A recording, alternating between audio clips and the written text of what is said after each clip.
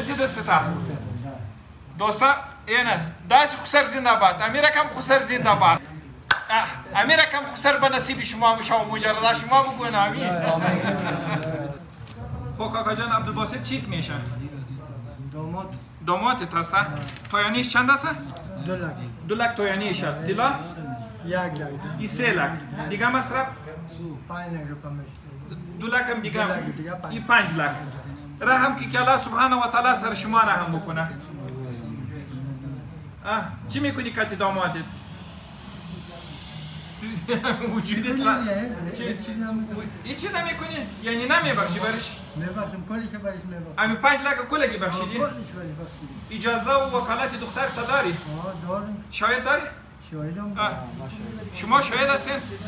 دخترش آموتام وکالت داده برش آموتام وکالت برش داده 100% آموتام وکالت برش داده مناسب تب شروع شما آموتام وکالت برش داده آلی 5 لک کلگی بخشیدی امی 5 لک با وکالت دخترت کلگی بخشید جزاک الله خیر انگشت که هست یه انگشت عادی نیست 5 لک افغانی ارزش داره اینه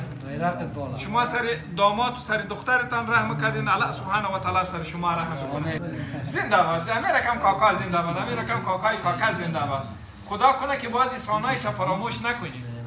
وعده است که باز احسانش فراموش نمیکنه خدا کنه که با وعدهت وفا بکنید